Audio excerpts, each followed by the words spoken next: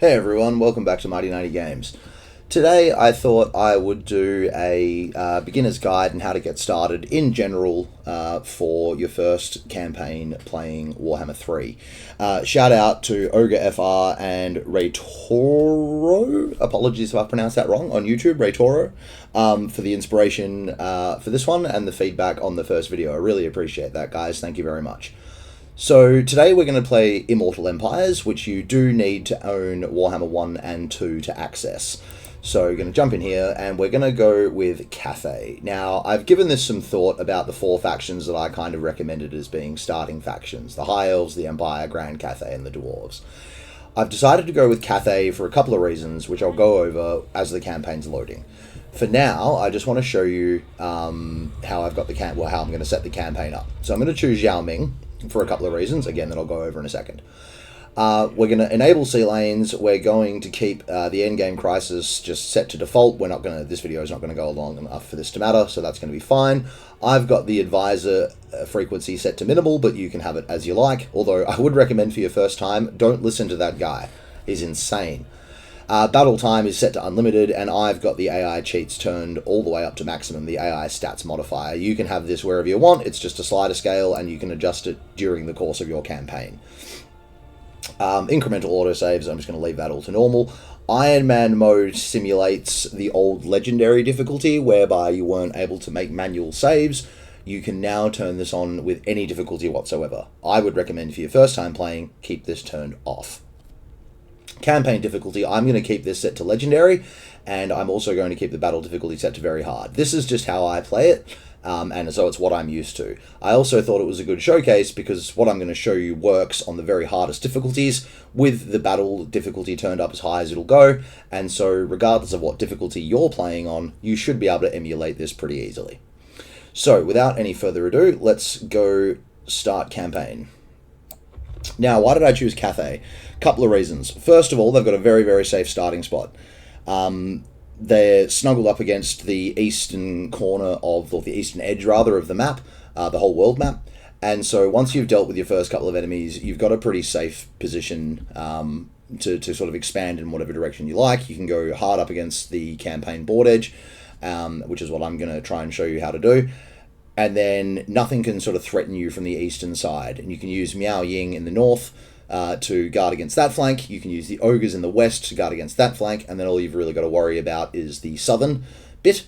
And you can usually use Balthazar Gelt pretty effectively as a bulwark there. So you've got a really safe spot snuggled in the middle of all those potential allies. I went Zhao because of Miao, because of his special faction mechanic, whereby every time you fight a battle with or win a battle with him, he gets an item of some sort that drops. And for a new player, some of those items are incredibly powerful, and it's good to see what sort of items the game has to offer. There's also a bit of a bug going on at the moment whereby your ranged units will sometimes... It's like they get overloaded by the amount of enemies on the field and they're just not sure what to shoot. And so they just sort of stand around and not do anything, which is really, really unhelpful, especially for Zhao Ming, because her campaign bonus gives her cheaper access to ranged units. So you're heavily kind of rewarded for playing with a ranged roster with Miao Ying. And Zhao will suffer a little bit less than from that because of the other thing about him, which is out of the four factions, he is the only lord, in my opinion, that can get as high a kill rate from turn 1, level 1, with nothing else going for him other than his own strength. Yeah, some of the other lords could get close. Some of them could probably... Miao Ying could just about, could kill as many as he can, but with a lot more effort on your part. So, in terms of sort of effort versus reward, I think Zhao is probably the easiest start. Right from the get-go on the battlefield, he is a monstrously powerful figure. He will get hundreds of kills every game, no worries. With that, I am playing on ultra unit scale, so the amount of models on the actual battlefield is set to maximum. So it's a proportionate thing. If you're playing on small unit scale, He's obviously not going to get hundreds of kills because there's just not going to be that many enemies on the battlefield, but he's still going to do proportionately the same amount of damage, so that doesn't really matter. I play on ultra unit scale for a couple of reasons. One, it makes monsters a little bit less powerful when you're using them. Like a monster versus a unit of 20 models is going to wreck a lot more face than a monster versus a unit of 120 models, even though their powers are adjusted. Ultra just feels right for me. It's the unit size that I'm sort of most happy with. But that's up to you. It's not really that much big of a deal. And then the other reason I chose Cathay, apart from all of the above, is that you don't need any DLC to access this stuff, other than owning Total War 1 and 2 to have access to the Immortal Empires campaign. Now, I am going to show you how to get Satang the Watcher, a legendary hero for Cathay, as early as you can. He comes with the Shadows of Change DLC, but as you'll see, you don't need him. He's cool, he's an extra weapon to have on the battlefield, but you certainly do not need him for this campaign to succeed. So I'll show you how to get Satang, but other than that, we're going to steer clear of using DLC units. So you should be able to do all of this pretty reliably without using any of Cathay's extended roster. So, my first campaign, what am I doing? First thing we're doing is getting to know our faction. So, here with Cathay, we can see that they have no special resources up here, it's just gold. This slider relates to the Great Bastion. Now, the Great Bastion's not really your problem as Zhao Ming. The Great Bastion's all the way up here. Made, as I believe, from the... underneath that is the bones of one of the larger dragons that helped to create the Great Bastion. But yeah, not really going too deep into the lore, but it is cool to know that. So it's more than just a wall. It's a magic bulwark against the forces of chaos up here. Now, if you start as Miao Ying, you start right here, and the Great Bastion is very, very much your problem. As we start all the way down here, we can make it a little bit less our problem and just kind of help Miao Ying out with her problem, rather than having to deal with them on our doorstep the whole time, sorry. As Cathay, there's no faction mechanics that you can use immediately to make the first battle any easier. It's always worth checking out the faction mechanics, though, just in case there is something. So, for example, ogres can use meat to gain an edge in their very, very first battle on the campaign map. Khorne can use a right that gives them access to summonable units of bloodletters, giving them an advantage in their first battle. The other campaign mechanic for Cathay is the caravans, and we'll get to them at the end of the turn when we've got a little bit more money to play with.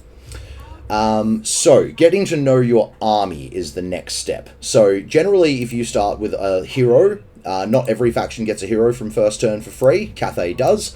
Both Miao and Zhao get that. So, if you've got a hero nearby, the very first thing you should do is embed it into your army by right-clicking. Bang. Now, that hero, every hero that embeds into an army gives the army a bonus. In this case, it increases mobility, which is useful for us because we're going to be moving quite a bit in these first few turns. So, we're going to right-click on the very first city, and we're just going to, given that it's our first battle, if we're going to stuff this up, we want to be able to reload this point, so we're going to hit quick save, like that. There's no shame in quick saving. Some people really like the Iron Man mode, where if they stuff up, they have to deal with it. They can't just reload and go around it. I really focused on how you can have the best experience as a new player and have a lot of fun with this game, rather than it just being an uphill grind. So even on the harder difficulties, you can quick save it as long as you don't have Iron Man mode enabled. So I do like to play with Iron Man mode sometimes with a faction that I'm super duper confident with, because it's good in a way to push yourself and go, oh, well, I stuffed that up, now I've got to think of a way out of it, rather than I've just reload and not walk into that trap or avoid that situation entirely. But as a new player, absolutely use the quick save system. That's what it's there for. You're not trying to prove anything to anyone, you're just trying to have fun.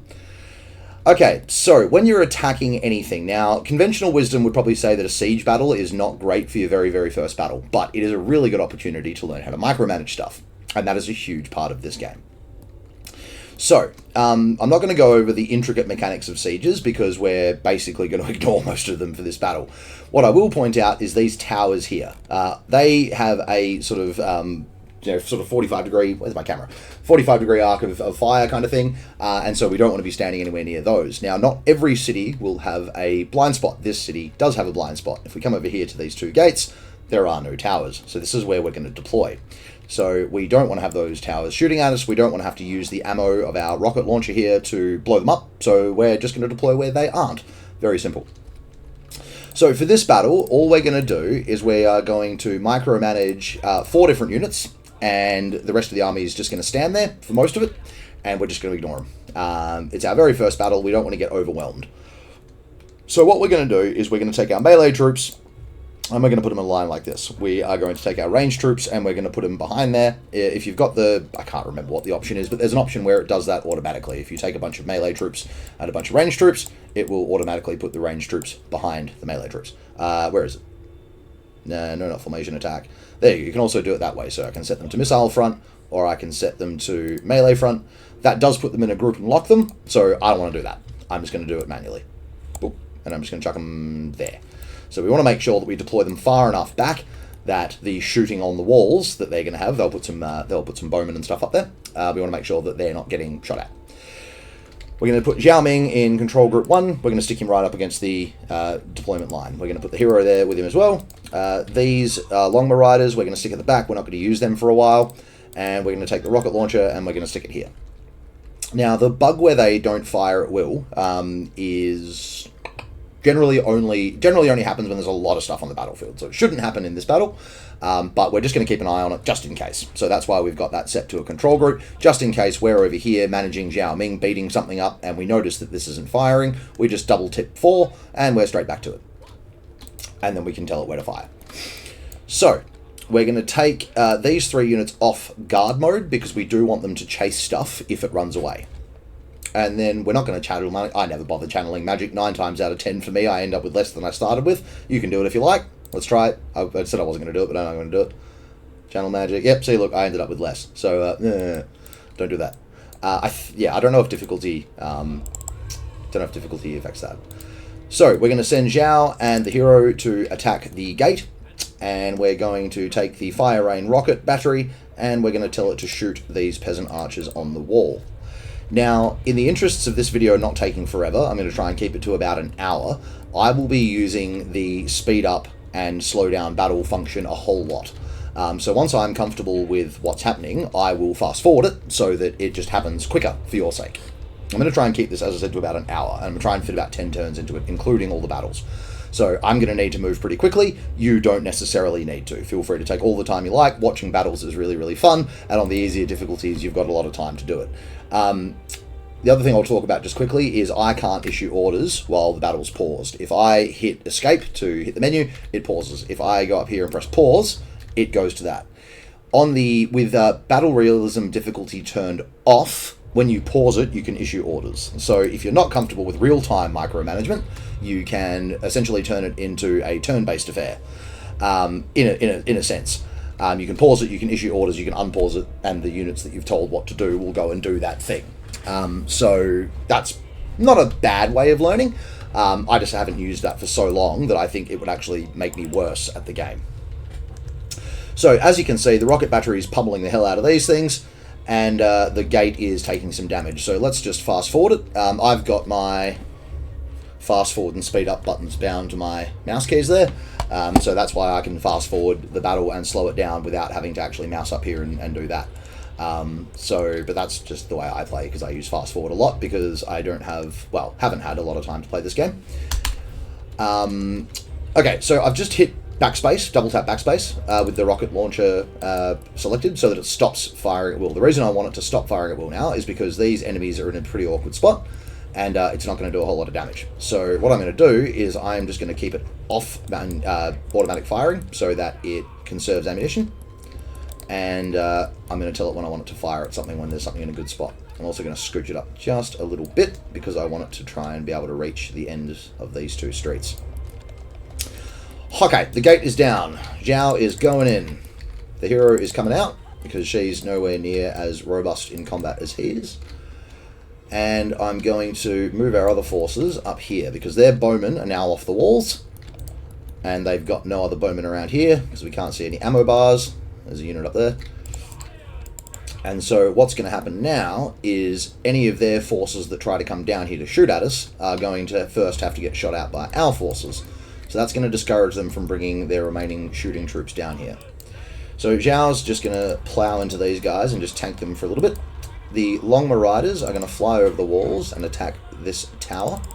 so that it doesn't spend all game sitting there shooting at us. It's not going to do a lot of damage to Zhao in his human form, but if I need to go dragon form, it will start doing damage to him in, you know, not a huge amount of time, because as his dragon form, he's a really large target, and so he's a lot easier for them to hit.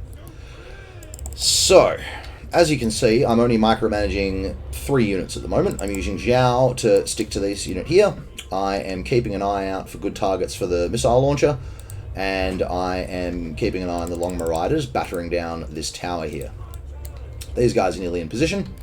How I moved those as a unit and kept the formation was just by holding down Alt and using a left click, and then so I'm holding down Alt and left click right now, and I'm just moving my mouse around while holding those 2 buttons, and I can move the formation any way I like without it breaking formation.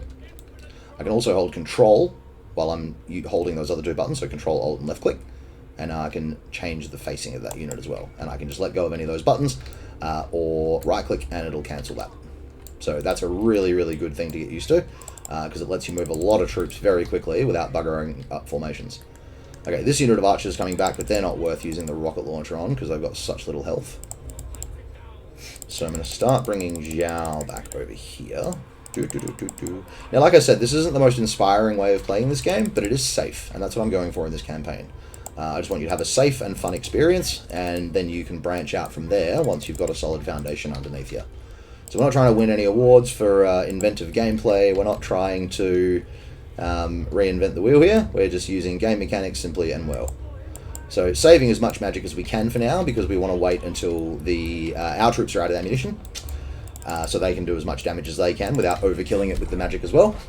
And then we want to make sure that later in the game, when we're out of ammunition, we've still got Zhao's magic to be able to blow holes in large formations. So I'm going to try and goad them back here a little bit. So as you can see, I'm not ignoring Zhao. I'm just sort of telling him to attack and then telling him to back off a little bit, so we can set up traps like this. Now, that's not an ideal shot, but just showing you what you are sort of aiming to do here. Now, these guys don't have the greatest angle on the wall, so I'm actually going to slide them back a little bit and change their formation onto a diagonal. Alright, there we go. So that rocket battery did quite a lot of damage to them. And I've just told the rocket battery to stop firing again by tapping 4 to select it, hitting backspace, and then tapping 1 to go straight back to Zhao. That's why the control groups are really handy, because they let you micromanage very, very quickly. And if you just tap the number once, so like if I want to select the alchemist, let's say, I press 2 and she's selected, but it doesn't automatically pan to her. So while I'm playing here with Zhao, I could go 2, and then I can select her spellcasting, and then I could drop one of her spells here without the camera actually having to go to her. And if I want to, I'm actually going to speed this up, hang on. And if I want to zoom to her, then all I have to do is double tap it. Alright, so slowing it down again now, accidentally double tapped that. We got another good opportunity for the rocket battery to do some damage. These are getting shot by half a unit of archers, but I don't want them to take unnecessary damage, so I'm just going to back them off for a little bit while that rocket battery gives them a headache. Okay, so here's a good opportunity for a spellcast. So what I'm going to do is I'm going to use the hotkeys to spellcast, because I'm also watching what's going on over here. Those archers are retreating, so he's coming back in here.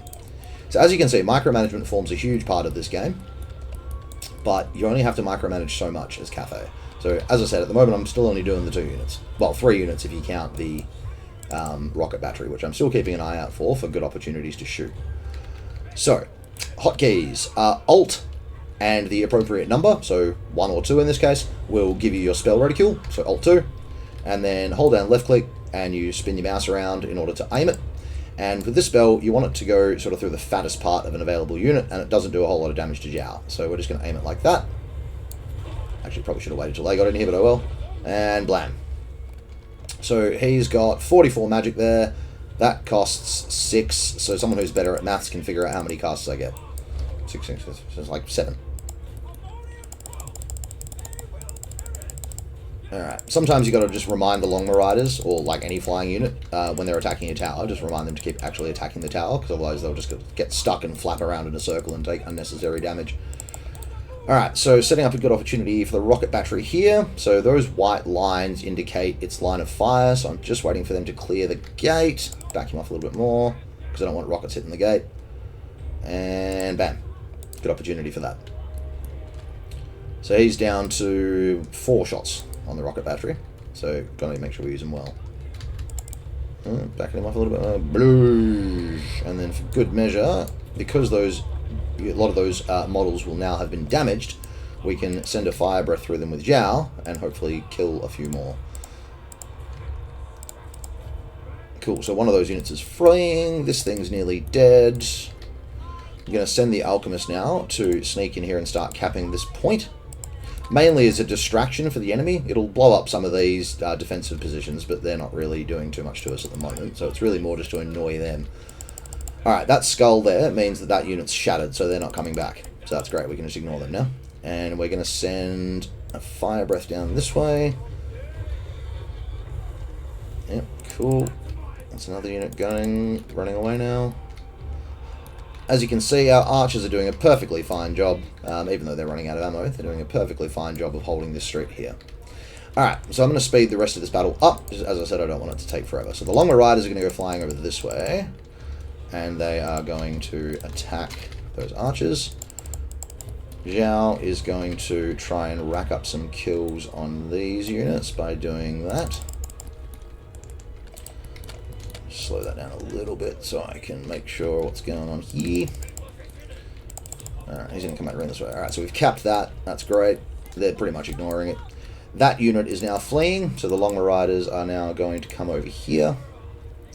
Holding down shift when you're issuing orders is really handy, so I can right click here, hold down shift, click this unit, and they will then move there and attack. There is a slight delay while they form up, but it can be handy to get them moving in the right direction, and then you can come back and issue the attack order in a second after you've done some other stuff. Alright, good opportunity for some magic here. They're not bunching up as much as I'd quite like them to, but that's alright. Sometimes the AI doesn't quite behave. Alright, so they're shredding that unit, which is great. Let's put that back on fast mode. Alchemist is back here. Alright, so they're gonna... Oh, no, they're running. Alright, cool. So in the end, didn't end up going dragon form. Usually I would say turn into dragon form just before the end of the battle, because Zhao will have an easier time running stuff down, just because he's a bit faster. But in this case, he's right in the mix, and we've got plenty of magic, so we're just going to harass this unit until they get off the battlefield. The amount of kills that your general or your lord gets, and your characters get, impacts how much XP they get. It also impacts how many captives you take at the end of the battle, which impacts how much replenishment you can get for your army, and how much gold you can take from them, etc., etc. So it's usually worth running down troops at the end of the battle when you get the chance, because it will give you more goodies. So as you can see, Zhao's already at 229 kills. So that battle took a little bit longer than I'd like it to, so I'm just going to end that there. Bang. So as you can see, decisive victory on the first battle, siege battle, legendary difficulty, all the cheats turned up, and you can do it dead easy using 4 units. 4 units. Where's the bloody camera lens? There it is. Gotta get used to that, sorry. 0 losses on our army. Okay, so not every faction is going to be able to do that turn 1. No matter how much you micromanage it, not every lord in every faction will be able to do that. So partly it's how powerful Zhao Ming himself is, because again, very little effort on him, on his part, 259 kills. Cool, so we got a magic item, he'll get one every time he fires, which is great. We got 552 gold, and we got 1680 experience for Zhao Ming, which is awesome. So this is all really good stuff. So we're going to go bang, and we're just going to occupy this. We don't want to take any public order penalties, which you will get if you loot or sack it first, and definitely if you raise it, because you'll burn it down. So we're just going to occupy that. We are going to check that item auto-equipped, which it did, and I'm going to spend my first point here in Inspiring Presence, because that gives XP to the army every turn. So while he's sitting here over the end of this turn, that's going to give his army a little bit more experience. So, done. The Alchemist is going to take increased mobility, because that's going to affect how far Zhao Ming himself can move, which is really handy. So what else do you want to do turn 1? You want to make sure that you are recruiting. In this case, I'm just going to take basic Jade Warriors, because they're really good. You want to grab a second Lord wherever possible, because it's useful to have another Lord rolling around with your main Lord, if only setting up ambush baits and doing things like recruiting for your Lord, etc., etc. So this Lord is going to be a recruiter and just sort of following him around, so having additional control and construction cost might benefit me more than the melee defense and the physical resistance. If I was going to plan on sending her into combat, then I would absolutely take that one. But for the sake of this argument, I'm just going to take the bureaucratic one. So she's just going to stand there and chill out with him for now. Okay, so what else do we want to do turn 1? We want to have a look around and make sure we know where we're at. So as we can see, we are hard up against, that's the absolute eastern edge of the map. There is nothing further there. This little mountain range here is the absolute south of this part of the map. There are parts further south, but they're a long way over this way. And we've already got a couple of friendlies around. So we've got Miao Ying up here. We've got Balthazar Gelt down there. He'll be in here somewhere. He'll pop up next turn. His army will be standing like here-ish at the moment, and he'll take that. And the ogres in here, we can also make friends with very, very easily. So, what else do we want to do on turn 1? I have talked about, I made myself a list so I didn't forget. We want to check if we can get any more heroes. As Cathay, you can't, but some factions do allow you to get additional heroes right from the get-go. We want to spend a little bit of money building. So, in this case, we're going to pick up the Jade Barracks to the next level so that we can get access to Jade Crossbowmen. And we're also going to build a growth building because I want this area to grow as fast as possible. I want to get this up to tier 3 ASAP. So the balancing harmony mechanic for Cathay is pretty self-explanatory, but I will cover it just quickly for the sake of a brand new player. Every building, nearly every building, has either a yang is white, or a yin alignment. And if I build, they're operated in pairs. If I build this growth building, the white one, the yang one, then I can't build, then I can't build the yin one, the black one. So they're mutually exclusive. When you have a province in harmony, that is, you've got an equal number of yin and yang buildings, you get the bonuses that are listed there, current effects. If you unbalance it one way or the other, you get certain detriments and you also get certain bonuses. In this case, because I want this to grow so quickly, I'm deliberately going to unbalance it towards yin so that I get additional growth. So I'm going to build a yin growth building, and then instead of giving me the 10 growth that it says there, it's going to give me that 10 growth, and when it unbalances to black, it's going to give me an additional 10 growth. So that's going to give me 20 growth. Maths is fun. So that's the first attack and the fab, done that, buildings. Okay, so diplomacy is really valuable to check turn 1. So if you just got a quick deal and you look around, now you don't want to take every single deal that's on the table, have a look at who it's with. So Skaven, no, drop dead. We don't want to deal with them. The Jade Custodians, another Cathayan faction, at war with the Vampire Count faction, that's a minor faction, so we don't really care if they get annoyed by us making a diplomatic agreement with these guys, so we're going to do that. We're going to go, yep, initiate diplomacy. That's our trade agreement. We're going to hit balance offer and see how much money they'll give us. Free money is also good, always good rather, so it doesn't really matter how much it is. It's a bonus bit of money. And then we're going to go propose offer. Bang, we've got that. And then that's allowed us to also get military access with them, and we'll take another 37 gold. And then if we do need to walk onto their territory, it won't annoy other Cathayan factions because we won't be trespassing. So immediately we've got some diplomacy here. Now, if you like, you can bribe Miao Ying with 419 gold, probably be less on an easier difficulty, or she might just go for it without a bribe. Not sure. Don't really play on the easier difficulties. But either way, you can make that trade agreement if you want to. I don't want to, because I want to save the remaining money that I've got for sending out 2 caravans this turn. Zhao Ming can send out 2 caravans right from turn 1. So we're going to click the caravan button. We are going to select these guys. Ogre Allies, not the best. Nangao Ties is pretty good in terms of the units that he gives, but I want 2 anyway, so I don't really get much choice. So I'll take him, and the very first caravan that I want to send out is to Castle Drakenhof. Now, the reason I want to send it to Castle Drakenhof is because caravans to the vampire counts have a chance of bringing back a magic sword that gives whoever's wielding it regeneration and a couple of other bonuses. But mainly the regeneration is what we want. So the ability to regain health on the battlefield. So I'm not going to increase the cargo value. I could, but then I probably wouldn't have enough money left to send out the second caravan. So I'm just going to send it with the basic 600 gold. It's going to bring me a little bit of a stipend when it gets back, but the item is mainly what I'm looking for. So off it goes. then I'm going to send out a second caravan, and I'll just pick him because he's the only one left. Now, all the different races have various items that they can bring back based on who you've sent your caravan to. So another item that I really want comes from the dwarves. So we've got two dwarven factions here. Barak Var gives more money than Karaz or Karak, so Barak Var it is. Again, not going to bump up the amount that I'm sending because I've barely got any money left in my treasury as it is. But again, that's a legendary and very hard difficulty thing.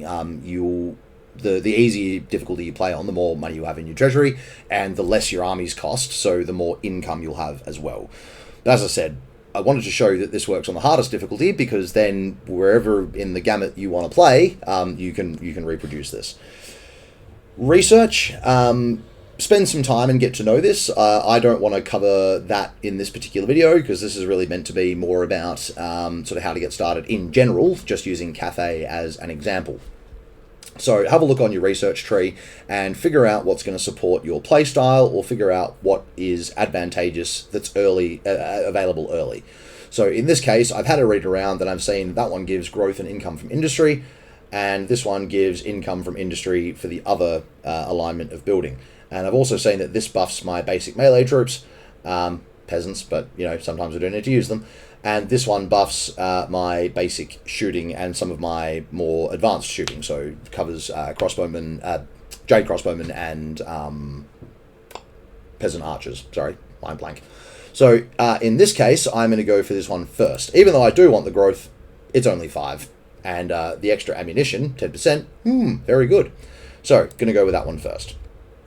So whatever research you choose for whatever faction you're playing, generally speaking, look for something that increases your income early, look for something that increases your growth early, diplomatic relations, or buffs the troops that you've already got and already got access to. Don't worry so much about buffing, late game stuff, even if it's available early on, which it's usually not.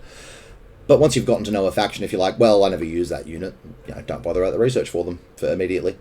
And then the last campaign mechanic for Cathay is the Wujing Compass. So this you get to set the direction of every 10 turns, I think it is. And it provides bonuses based on the direction that you set. You can have a read of this yourself. Again, this is meant to be sort of more of a general thing, and this is just the campaign mechanic that I'm dealing with. So this is the one that I'm going to choose because I want the income. Boop. And then that's the end of our turn. So we've done our first battle, we've checked our faction mechanics, we've checked diplomacy, we've built stuff, we've recruited stuff, and we've got a plan for where we're going to go next. So end turn it is. Bang. Some turns will take longer than others. Sometimes you won't have an enemy to fight on a particular turn. You might be moving from point A to point B. The other thing I'm going to do to speed this up is I'm going to just mess with the camera settings. I'm going to turn my heroes onto fast. I'm going to set allied faction lords to move fast. I'm going to turn their heroes off. I'm going to turn enemy heroes off. And I'm going to turn neutral faction lords to fast and neutral faction lords off. So that will just make the end turn move a little bit quicker. You don't have to do it. It's just, again, for your sake, trying to make this take as little time as possible. I'm already a little bit ahead, already a little bit over time. All right, so as soon as our turn comes up, a really good rule of thumb is to secure your first province first. So at the top of turn 2, you're looking at what city you need to take in order to complete the province that you've got, which in this case is Shenwu. Now, not every campaign will start with another enemy faction sitting right here in your starting province. Zhao Ming does. So this city, even though it looks abandoned, is actually held by Clan Crizzle Skaven. So when you find another city like that, it will ask you if you want to declare war or if you want to cancel your movement into the city. I'm going to declare war because I just want to put these guys down before they become a problem. And that's also a really good bit of advice for a new player. If you start anywhere near a Skaven faction, kill them yesterday. Even without declaring war on you, they can spread corruption, they raid, they spread undercities, they spread plagues. They're just awful. Get rid of them. You don't need them messing up your stuff. Okay, so first battle, second battle, first major battle. We're going to quick save it because we're a brand new player and we're not trying to prove anything to anyone. So we're going to hit fight battle. Now, the odds on this one look pretty overwhelming. The Skaven have got a lot of rats, but that's just Skaven. They've always got a lot of rats. We can get away in this battle with very little micromanagement once again. We could have, as you saw on the auto roll, we could have just auto rolled it, let the AI take care of it, but guaranteed you our army would have come out in way worse shape than it's going to with us doing it by ourselves. So, here we go. When you're fighting Skaven, what you really need to watch out for is A, getting overrun, because they'll just surround you if you try and take up a defensive line, and the Menace Below, which is the ability that they have where their rats can pop up from underground. So our artillery piece is going to be the most vulnerable thing to that, so that's what this defensive position is going to be about, protecting the artillery piece.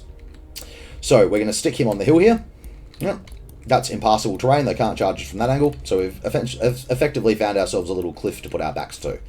We're going to take our most elite infantry unit, which is the Celestial Dragon Guard, and we're going to lay them over the artillery crew like this. So that if anything charges them in combat, the artillery crew in combat, they also get a face full of the Dragon Guard.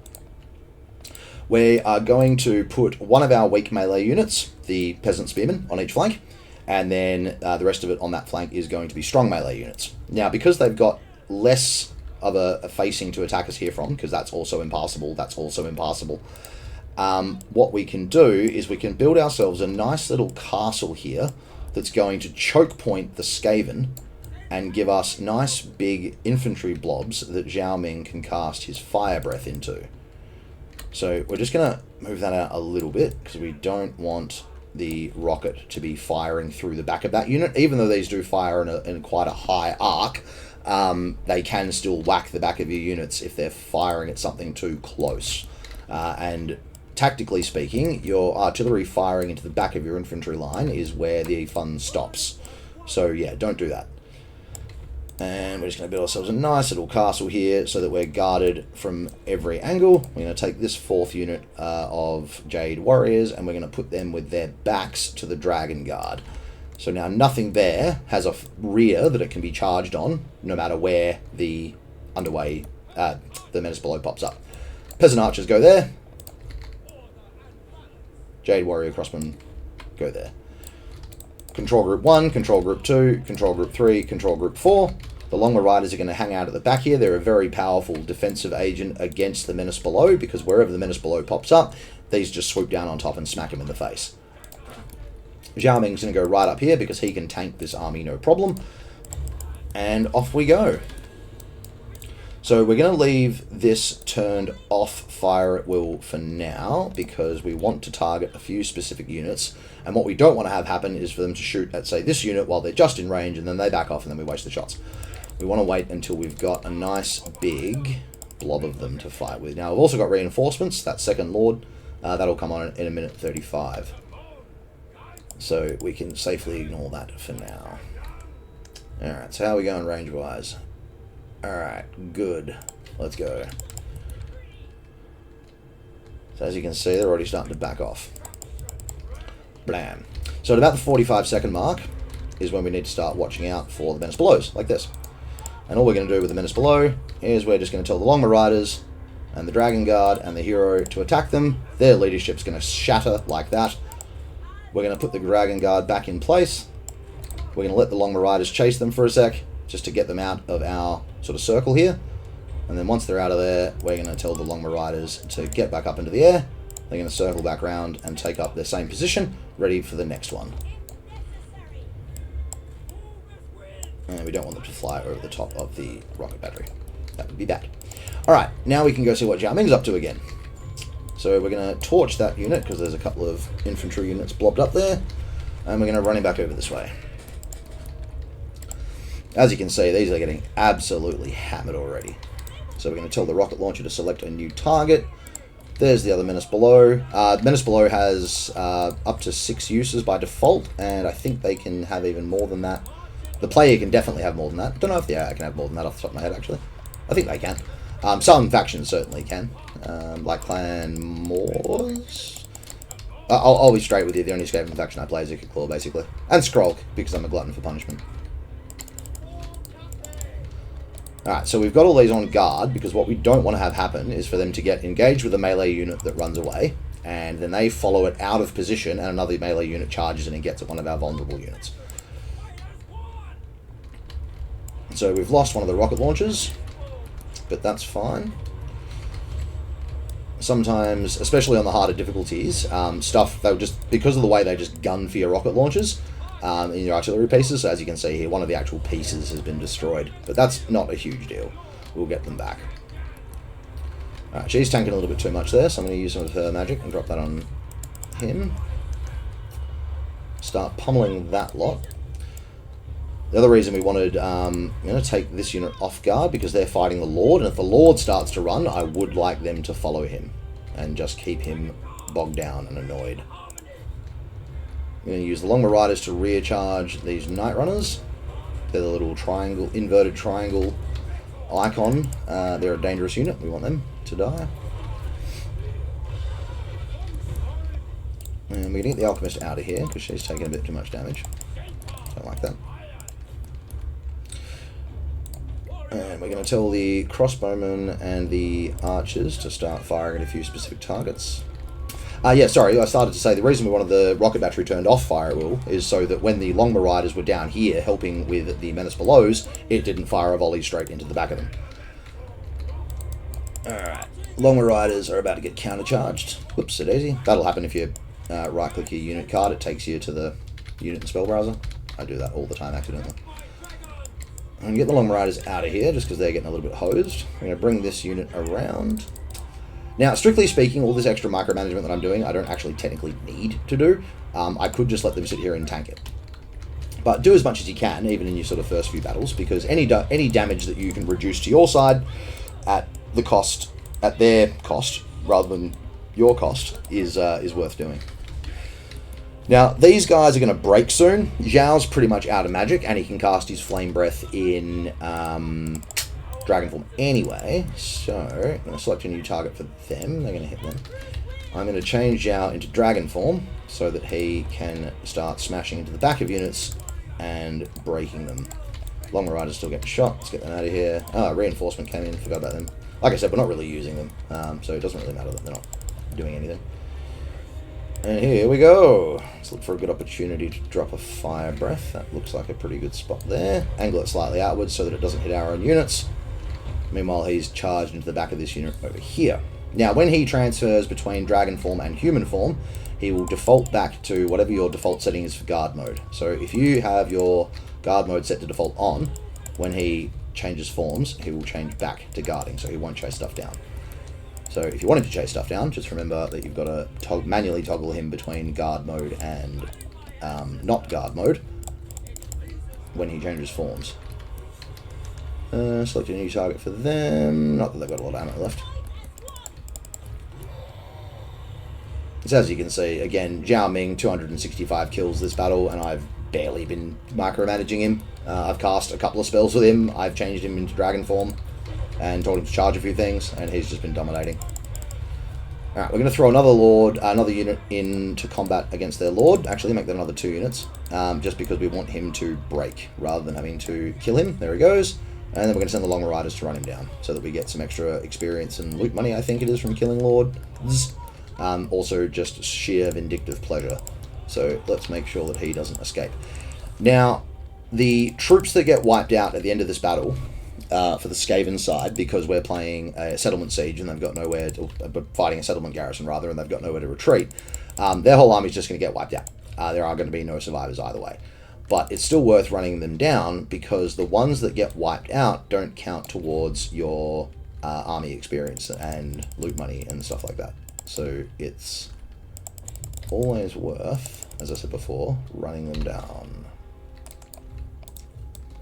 Hopefully they can kill the Lord before he gets off the field. Not a huge deal if not.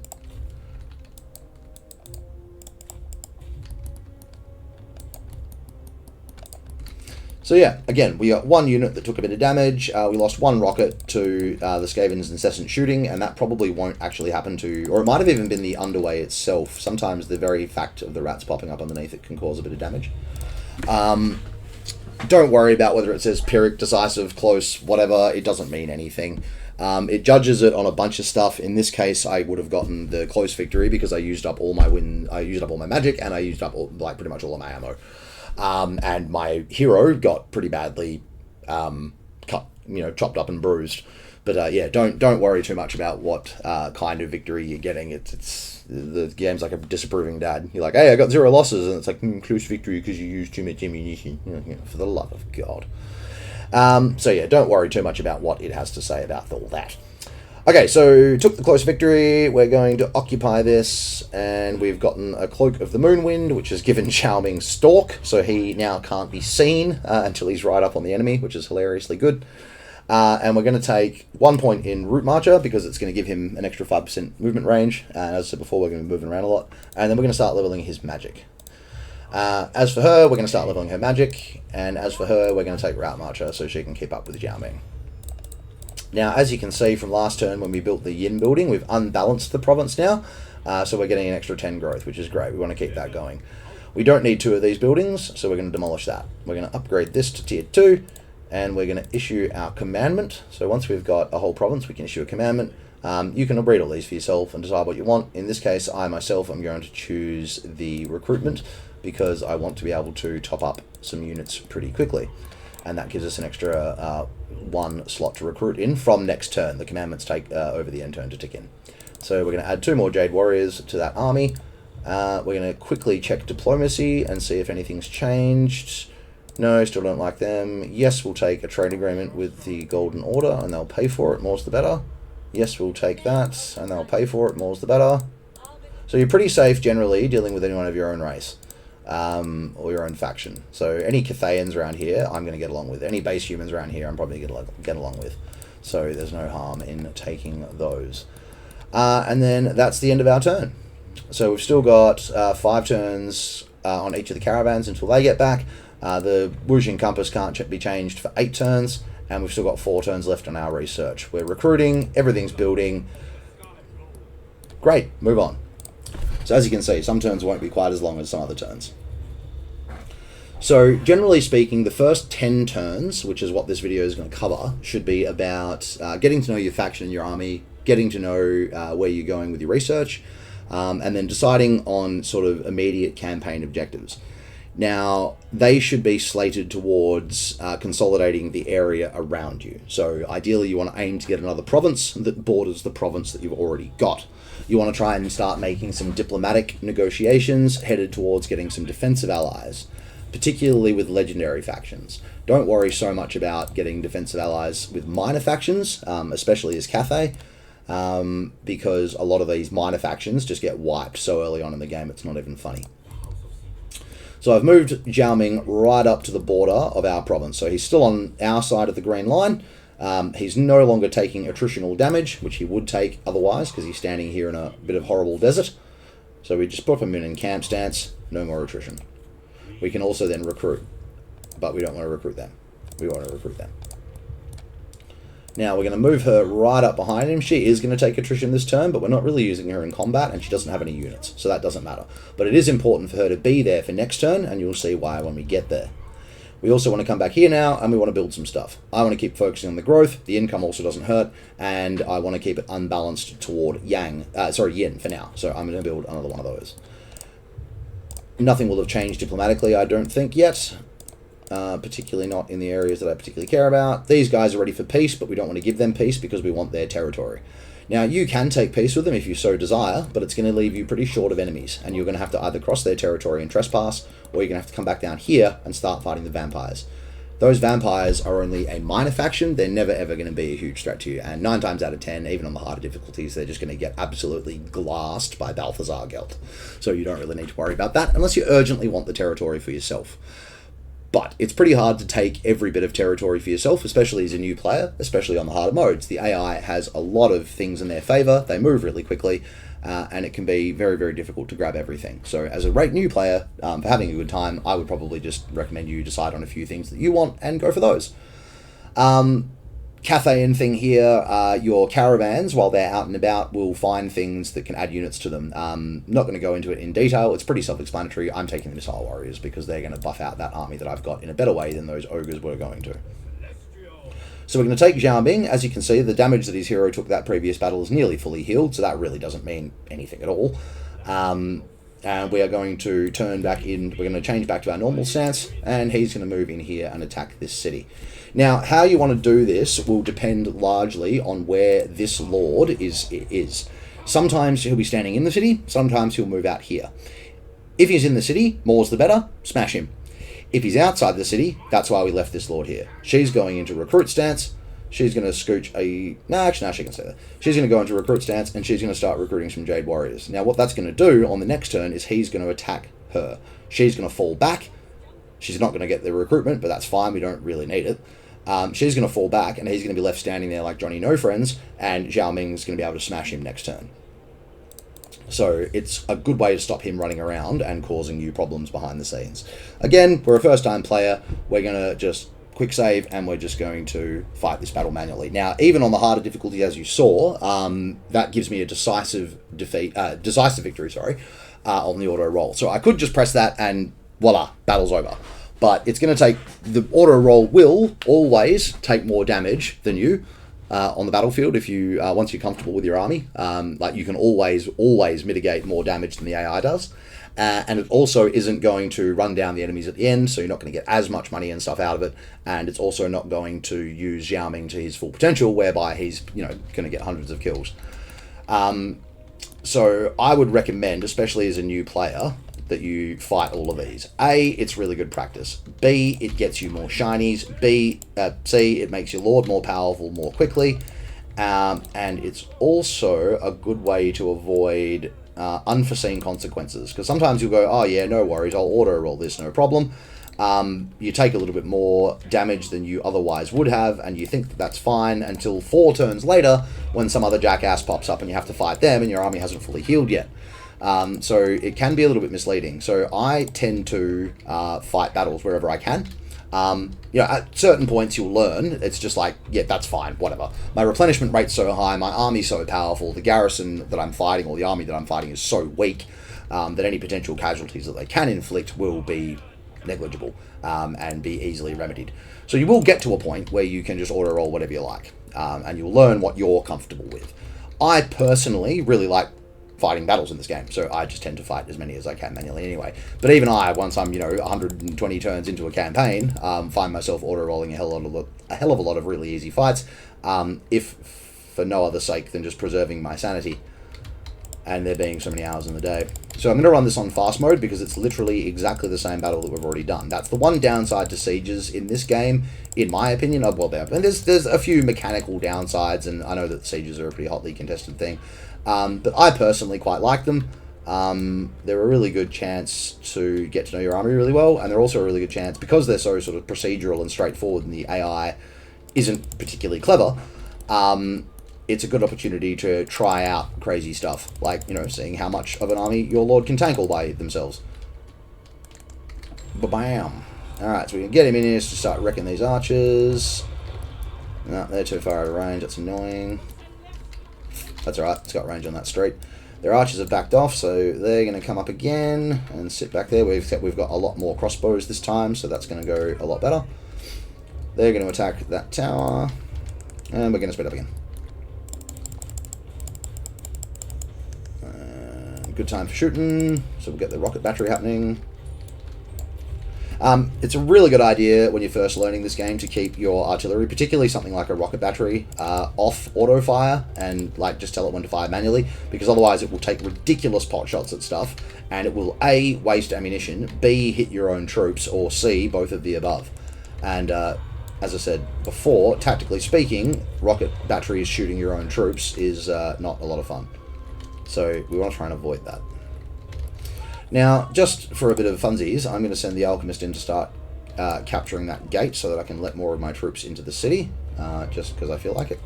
And move them up so that the crossbows cover the gate a little bit better.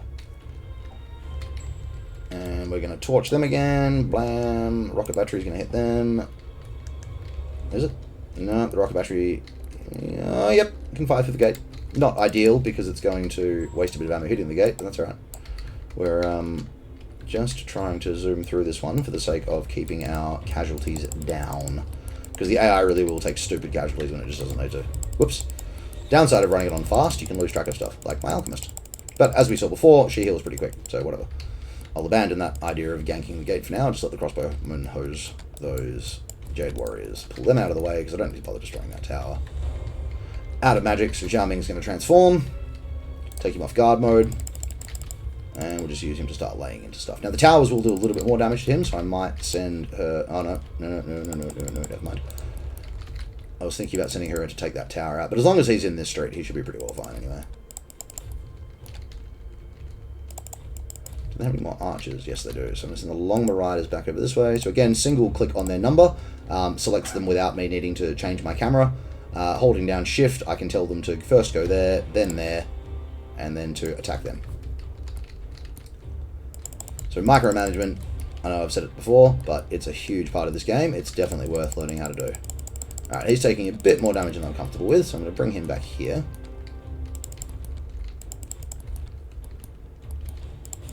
And we'll get him around this way. And we'll take him back out of dragon form, because he's going to be much more vulnerable to getting hit by our own rockets in dragon form. And we'll just let them polish him off. Cool. So he took a little bit more damage than I would have liked, and it probably would have been better for him to be in dragon form at the end of the battle for running these guys down. But like I said, I'm just showing you, broadly speaking, how to get started in the game, rather than this being a hugely in-depth guide for Cathay in and of itself. I just use them as an example, as I said, because I think they're a really good one to learn on, based on, if nothing else, just the power of Zhao Ming himself. Like, you would have to work harder as Meow to get this many kills. Like, much harder. Granted, she'd be in a better shape because she's got healing magic right from the get-go, but we are already working on addressing that particular downfall by getting caravans going to the vampire counts in the hope of getting the Von Karstein sword nice and easily. Nice and early, rather. Okay, he's not going to catch them, so I'm just going to do that. Bang.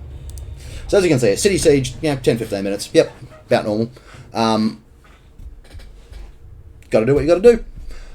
I find the more you gloss over stuff in this game, the more you just like auto-roll through stuff, the quicker it just gets like, oh, I'm now bored. So yeah, I always try and fight stuff manually, because it's fun. For me. Do what you like, I guess. Okay. So, this is loading a bit more slowly than it normally does, because I'm also recording. Cool, so we're just going to occupy that. We don't want to sack it again for the control penalty, and also we may not have the movement range to double back and take it again. Next talent point is going into making Dragon's Breath better. This one's going into Searing Doom. Not going to bother recruiting on him. She's already recruiting. There's nothing we want to bother building there, but we will demolish that because we don't need it. This one is going to go up to Tier 2. I'm going to leave that for now because I do have that unit recruiting there. There's not going to be anything diplomatically that's changed, I don't think, but I'll just quickly check for any trade deals. Oh, yep, there we go. Imperial Wardens, they'll trade with me, and they'll pay me a little bit to boot. Great. Let us move on. So there you go. 4 turns in, so we're halfway through this guide, just about. So what's going to happen now is this guy up here is going to move down to attack her. She's going to back off.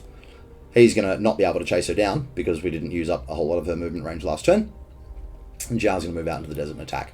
So the reason I guess I'm providing this level of detail is just to show you that I'm not just randomly smashing around doing stuff. There's a method to the madness. And so it's a really good thing in this game to always have a plan and then to have a plan B.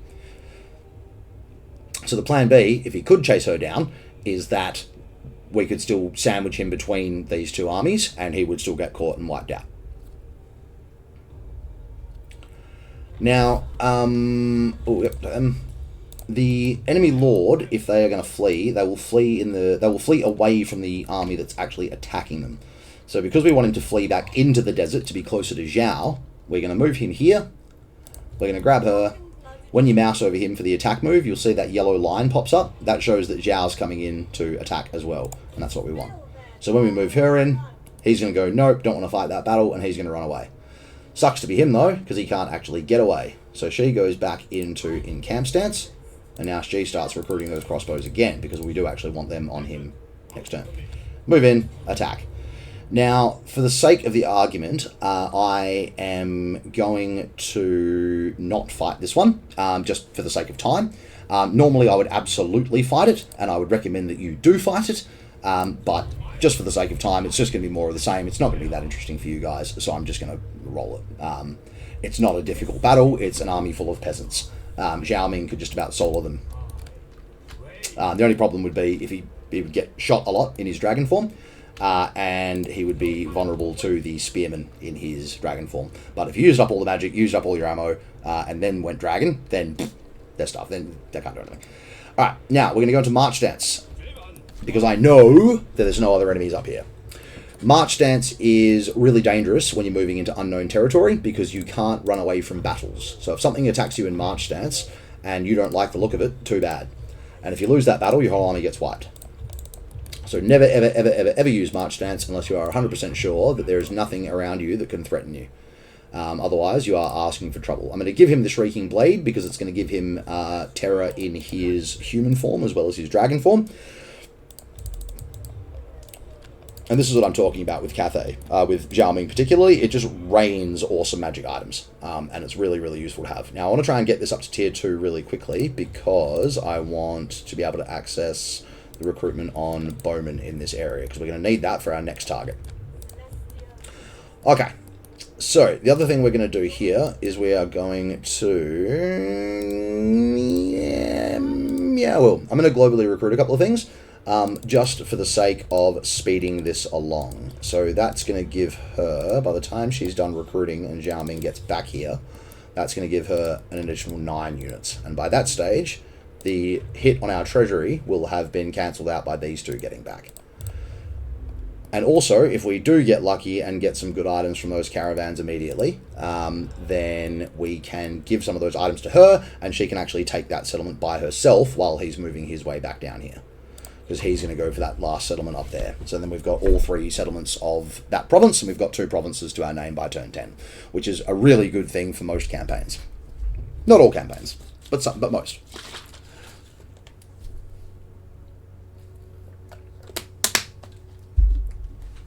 I absolutely do not have an iced coffee addiction. How dare you?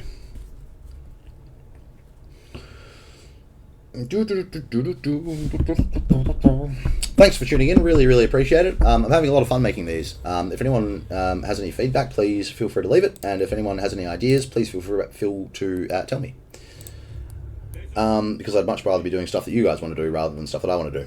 Now, we can't make it this turn. That's fine. We're just going to come over here in whatever stance you like. In camp stance, we could go into... We wouldn't be able to move as far, but we would get replenishment. We could march, but we're already as close as we can get and can't attack anyway, so there's not a real point in doing that. Except that after a while, you will get a trait. So once you've spent so many turns in March stance, I think it's 10, or maybe it's more than that. Once you've spent a certain amount of time in March stance, your Lord will unlock a trait that gives them additional movement range, which is really handy. So, but I'm going to go channeling stance because I want to increase the amount of magic that he's got available quickly. Because as you've seen, his magic is really good. So, going to have a quick check of diplomacy. In the early game, it's worth doing every turn because you never know when a trade agreement's going to pop up. Nope. As some factions, it's worth doing every turn. Like if you're playing a Chaos sort of faction, or Skaven, Greenskins, Vampire Counts, Vampire Coast, probably not as much. But if you're playing humans, dwarves, wood elves or high elves, like, yeah, worth keeping an eye on diplomacy at least every turn, or every second turn, sorry. Just because, yeah, there's a lot of people out there that like you, which is cool. And the sooner you can link up with them and start diplomatic relations going upward, the sooner you can get things like, you know, defensive alliances or confederation for, you know, if it's a lord of the same faction. Alright, so she is done. Great. Fantastic. Okay, so our caravans have completed. What did we get?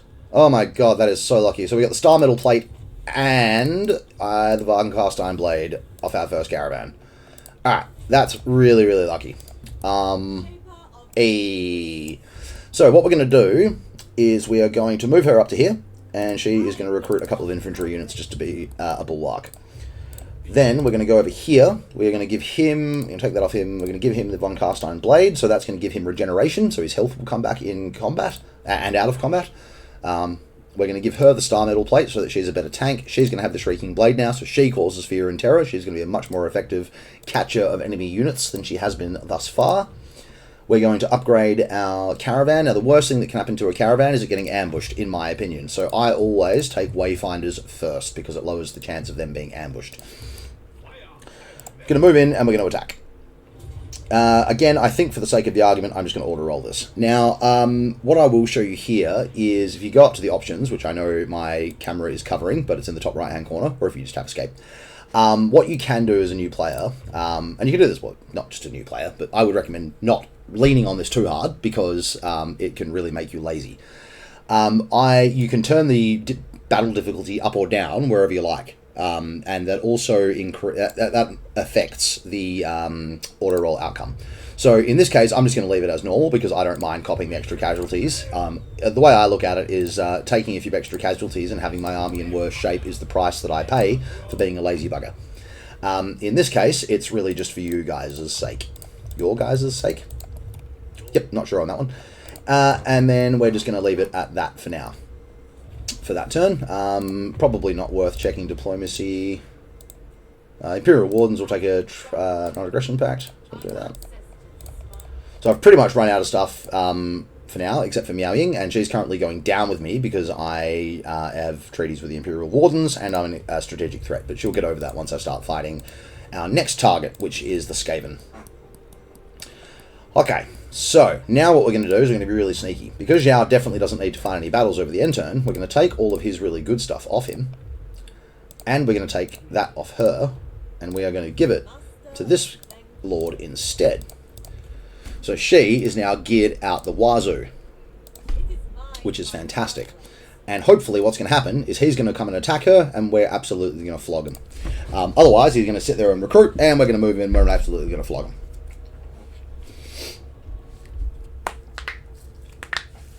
So she's now got the regeneration, she's got all the benefits of the Star Metal Plate, she's got the Talisman of Endurance, she's got Stalk, and she's got the Scrolls of Astromancy.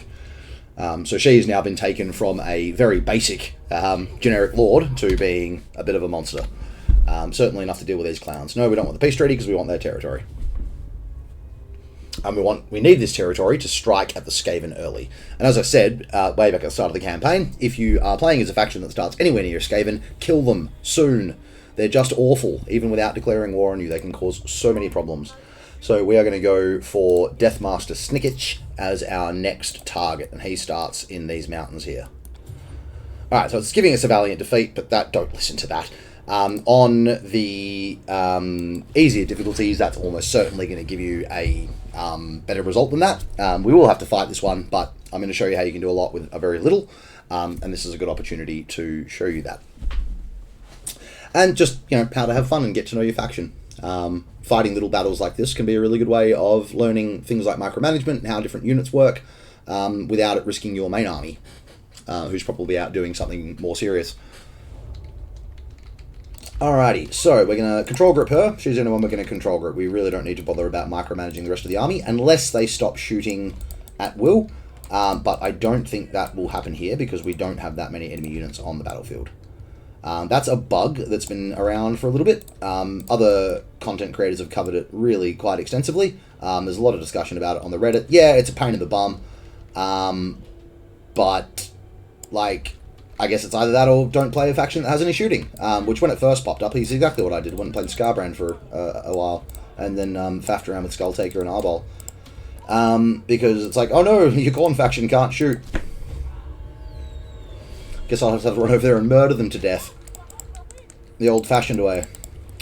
Alright, so they're already coming over here, so we don't even really need to worry about sending her out to goad them. I'll pretty much do this whole thing... itchy nose. I'll pretty much do this whole thing on fast mode. So that we can just get on with this. So they don't know where our troops are because we've hidden them in these woods here. So they're just out looking for us. So let's get them.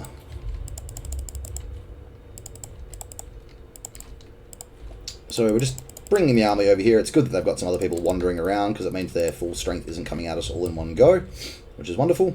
We can see crossbow bolts flying out of the woods, so our troops are firing at will. We can also see the little bow icon, so that means they're firing. So we've got no problems. And all we want to do is just do our best to make sure that as few of these enemy melee troops make our front line as possible. And if they are getting close, like so, we just send the peasants out to greet them. Yep, great, they run away. We reform the peasants because we don't want them to come out of the woods and start getting mowed down. Drop another Dragon's Breath in there. That's why I recommended taking this Caster Lord at the start. If you've got the One Bow DLC, the Shadows of Change, you'll have access to the Celestial General. Celestial Generals are really excellent melee specialist lords. I highly recommend them. Having one of those with the Sword of... not the Sword of Cain. Yeah, I wish. Having one of those with the Von Carstein Blade is also really good. But as you can see, even a basic Caster Lord that's just available with a base game can do a hell of a lot. And then what we want to do here, not that we can run them down because we don't have any fast units, but what we want to do here is we just want to let the timer on this game run out, or this battle run out as much as it can, so that she gets as much healing. So that's the Von Carstein Blade there at work, healing her up. So as you can see, I did that whole thing on fast mode, and all that happened was I lost some peasants. As I said, for a brand new player, definitely don't be running all battles on fast mode. I'm just doing that for the sake of you guys not getting bored out of your brain. Now, because she doesn't have to fight again this turn, we probably don't even need to wait for her to heal fully, because she'll heal over the end turn. The close victory there will be because we took a bunch of damage on our Lord, on our hero rather, and we also didn't really kill that many of the enemy troops. We just sort of broke their leadership and made them run away. And we probably also wasted a bit of ammo spraying shots out of the trees. But again, like, who cares, man? The decisive victory thing, it's A, it's really wildly inconsistent, and B, it actually has no impact on the game whatsoever. So, alright, again, we're not going to sack that, we're just going to occupy it. We want this territory, and the last thing we want to have happen is for our shiny new territories to start having rebellions going off left, right, and centre, because we have been sacking our way through it. Any short-term financial gain that we got from sacking the cities would be more than outdone by the long-term impacts of having rebellious provinces and cities taken off us, or having to pay for armies to stay here to look after them. So as you can see, this province is in balance. It's good to have a province balanced while you have armies in there, because it makes them cheaper. Pretty much. Yep, that's it.